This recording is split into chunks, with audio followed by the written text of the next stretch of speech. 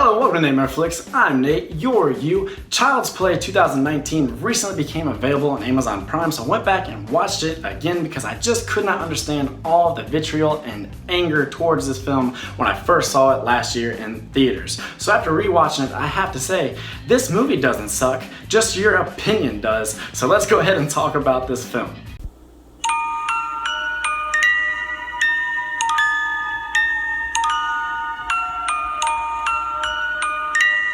Okay, right off the top, let me go ahead and say your opinion doesn't suck. Obviously, our taste in movies is subjective. I just wanted to say your opinion does suck if it's not honest.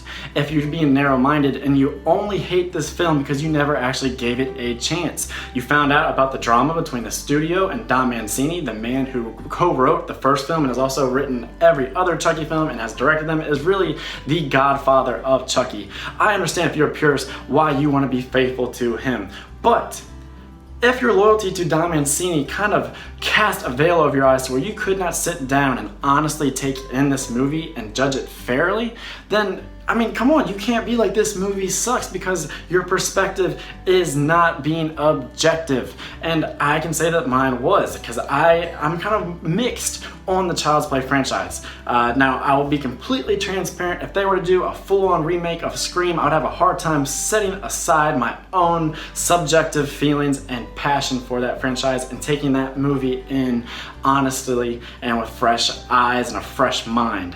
But that didn't happen here, and I have to say what I really liked. I think this is what a remake should endeavor to be, because all that stuff between the studio and Don Mancini, yeah, it wasn't right. It's a little messed up, but I don't want to get to the business side. I'm here to really commend the creative team that gave us this film because I think it's awesome.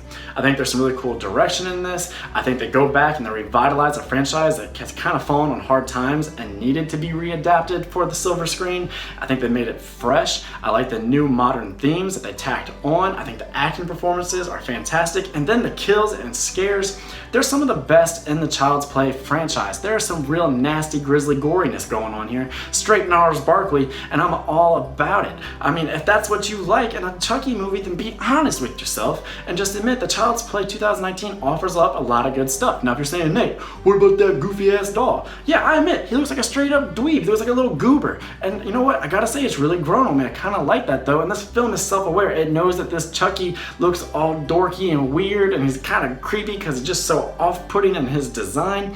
And they say that up front, and they have fun with it. They make fun of him right off the bat. Andy and his mom, they're teasing the doll. Another group of kids, they refer to the Chucky doll as Chode. But that shows you the humor in this film. There's so many nice little bits of humor, sometimes within the kills, sometimes just between characters. This movie does like sweet humor really well. It does situational humor, and also does tongue-in-cheek dark humor, which I think you need in a Child's Play film.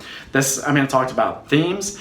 This really explores what happens when you have parenting that maybe, someone wasn't ready to be a parent. We see Aubrey Plaza's character, and she is nothing like the mom from the original, and I think that's good because we need some fresh stuff. Now, she still ostensibly loves her son, Andy, and that's why we still like her. The performance is still good, and she does love her son, so we're still on her team. We just wish she would be better because she's inviting real douchebags into the house, seemingly on the regular. I mean, the new boyfriend, he's such an a-hole and we hate him, but Andy has a line about how they never stick around long, which leads you to believe that this is not a first-time thing, that there have been plenty of men that have come and gone and had a bad influence on Andy, or at least subjected him to things that he probably didn't need to see and be part of. And in turn, Andy becomes an ill-fit guardian to the Chucky doll, which then starts perpetrating all sorts of heinous deeds, but not out of any ill intent, which I think is awesome. This isn't a voodoo curse that puts a serial killer with all sorts of malintents into a doll.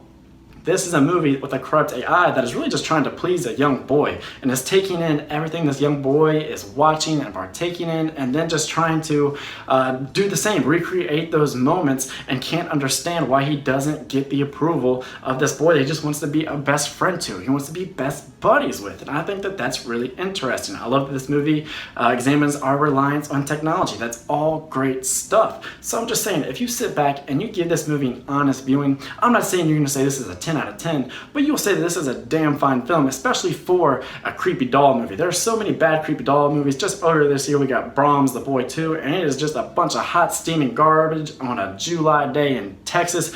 It is an abomination, and that's not what this Child's Play 2019 film is. There's so much fun to be had here.